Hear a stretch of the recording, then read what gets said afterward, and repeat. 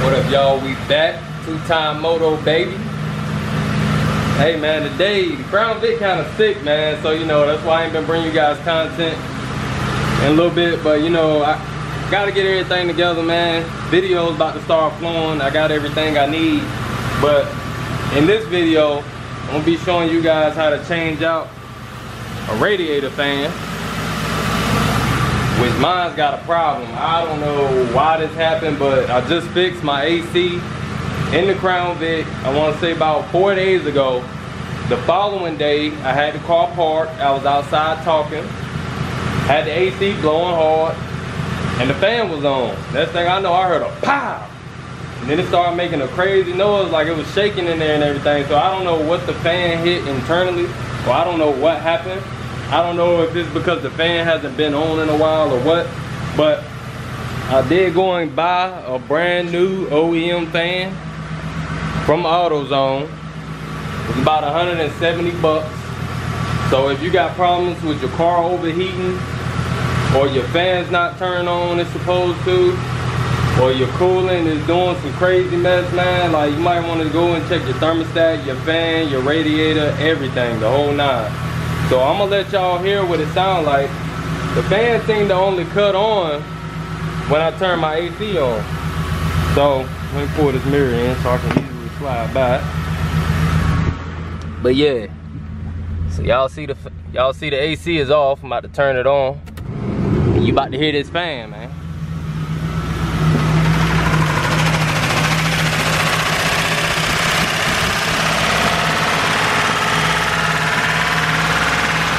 It's shaking and everything, like I said, I heard a loud pow! And then the fan just started doing that, so I'm gonna take the fan off, man, to see what caused that problem. But yeah, I just wanted y'all to know that this is the reason why I'm replacing that fan. So let me turn this off because it's kind of loud in here. I'm trying to talk over it and everything. AC blowing nice and cold though. Alright y'all, so this was a fairly simple and easy task to do. It took me literally about 10, maybe 15 minutes. Just try to figure everything out, the best way to get the fan out without having to take the most stuff off. So a power steering pump had to come off, which was sitting on top of the fan, also along with my coolant reservoir. So as you can see, there's a bolt hole there and there's a bolt hole there.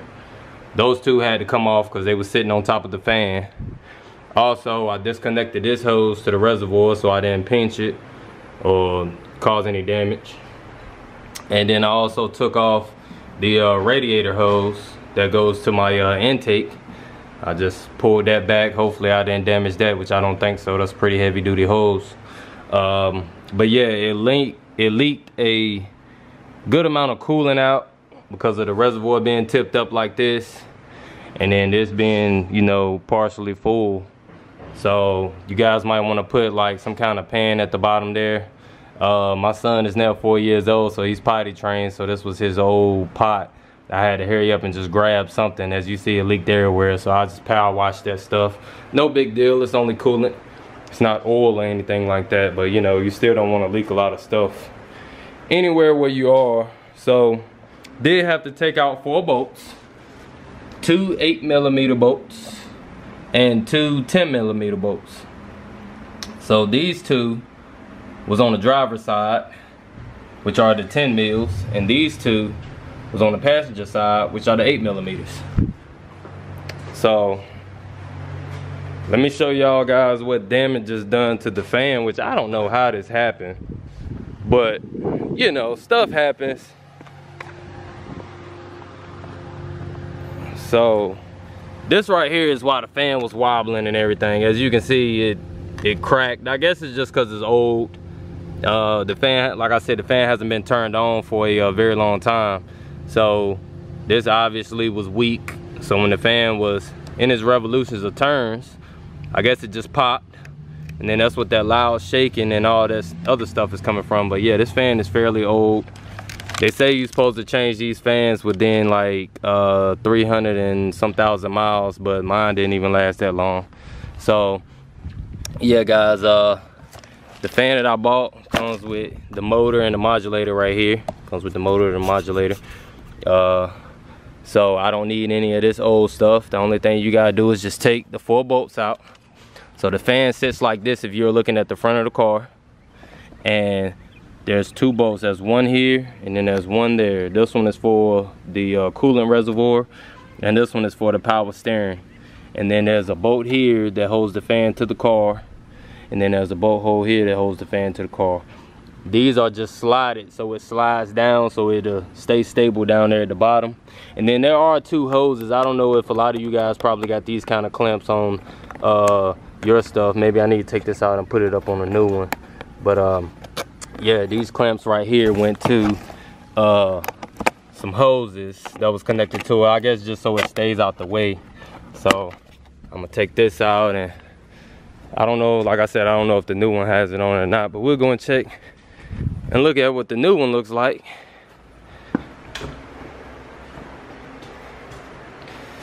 Hey guys, so this is the new one. As you see, there is nothing wrong with it. Everything is brand new. I feel a lot better about having something newer in the car, man, that'll suffice for the life of the car, you know. So yeah, so this right here will be where that pin goes that I just took out. Boom, snaps back in. And then there are 2 hoses that was connected to that, so if it's kind of hard to pull out, you guys just disconnect those hoses and make sure that you got everything disconnected from the fan.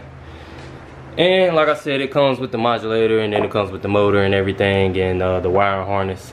So everything is brand new. This is actually clipped to this new fan, so works out pretty good. But yeah, you guys, if you guys are having trouble with overheating or something, like I said, you can check your thermostat, check your fan, make sure that your fan cuts on, because how hot it is right now, I know it's hot at a lot of places that maybe you guys are at too. You know, it's summertime everywhere, so it's fairly hot outside. You guys are running the AC, might run the car a little hard, you know, here and there. So yeah, just check your thermostat, check your radiator, and check your radiator fan. Make sure that everything is working properly. Make sure you aren't leaking coolant. Always check your coolant levels. And make sure that you aren't leaking anything. Always look up underneath the bottom of your car after you've been stationary for a certain period of time. Make sure that you aren't leaking anything. That's always a good thing, guys, to catch it before it actually happens. So I think I'm leaking some coolant somewhere, but I'm not 100% sure if it's coolant, because sometimes it smells like coolant and sometimes it just smells like the AC water, you know, the AC condensation that comes from the actual AC compressor. So I'm not sure if it's coolant or what, man. But like I said, I'm about to get this fan back in here. You got to work with one thing at a time, and that's exactly what we're tackling. The install is complete. The fan is in. Everything is put back together. Show y'all what everything looks like. Brand new hardware here, brand new plugs, brand new motor. Like I said, guys, when you are putting this stuff back together, when you are always, I mean, anytime you're replacing something, you gotta put it back in the same steps that you took it apart. So whatever you did last, you need to do first, putting everything back in. So that's just what I've done, man. The whole install with the fan took me about 30 minutes. Like I said, it's nothing but 4 bolts, these top bolts, and then the bolts that's holding the fan in down there. One on this side. Unplug your reservoir, a coolant reservoir hose, and just start moving everything back. Also, unplug your radiator hose that goes to your intake. Unplug it from the radiator and just push it back. And then just, like I said, just slide the fan in. You might gotta move some stuff around. There will be hoses and stuff in the way, so just move that stuff around, and then bolt everything back together, and then just put your hoses back on. Make sure that your crimps on your hoses are on the hose and tight, so that it is squeezing to the plastic nipple. That's basically what I call it. It's a nipple. So make sure that that's tight up against there. And yeah, man, also what I forgot to mention to you guys is you want to disconnect your battery posts and everything. Just disconnect your negative before you install anything electrical on your car. So after I put everything back together, I learned this little trick here that you just take some jumper cables, take the same ends, the 2 red ends or the 2 black ends, whichever one that you want to put together, and put one on the positive, and with the negative disconnected, you want to clamp it to the negative, leave it there for about 5 minutes. That'll reset your computer, reset everything. So say for instance, if you got a check engine light and you fix the problem and that check engine light is still on, then you want to disconnect your negative. Like I said, you want to hook this positive up to this negative, and leave it there for about 5 minutes. That'll reset everything. That'll basically trip out your computer, reset everything, so that when you do start it back up, it's like your computer's fresh, it's trying to learn your car again, and your driving habits and the whole nine. So also with emissions tests, I'm not really supposed to mention that, but that helps with passing emissions tests also. If you did fix something or halfway fix something, your computer will try to learn it, and then learn your driving habits also, and your check engine light should stay off. So it hasn't been 5 minutes yet, it's been about 3 minutes. I will be cranking the car up to see if the fan works and everything. I haven't done that yet. Still gotta connect the negative to the battery. But yeah, y'all, this is a simple install, man. So don't think that if your fan go out or something that it's gonna be a hard install. Like I said, if I can do it, you can do it. It only took about 30 minutes. There's only 4 bolts and a few hoses, and then just move everything out the way. Everything is self-explanatory. You can look in there and see what needs to be taken off and what needs to be moved. It's only a few things, so don't overdo it. Don't overkill it, thinking that, you know, you're gonna crimp a hose or something. You know, just move everything out the way that you need to. And then everything should go back in the same way that you took it out. Just put everything back together and hope for the best. Like I said, give me about a few more minutes. I'm gonna let this stay up there, and then we're gonna crank the car and see what she do. All right, y'all, this is the moment of truth. Got everything hooked back up, battery terminals and everything. Let's see what we got.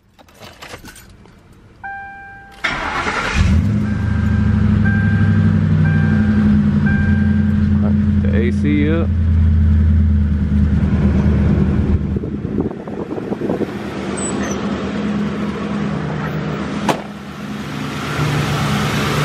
Fan is turning,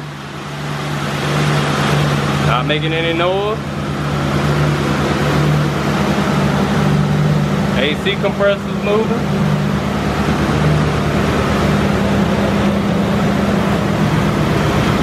I let the car sit for about 5 minutes.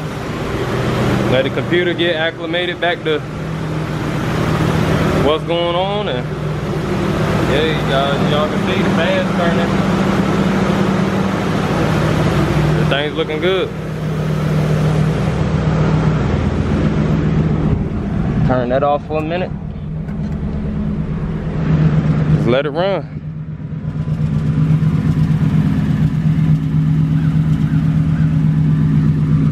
Yeah, y'all, that concludes the video with the radiator fan on a 2004 Crown Vic.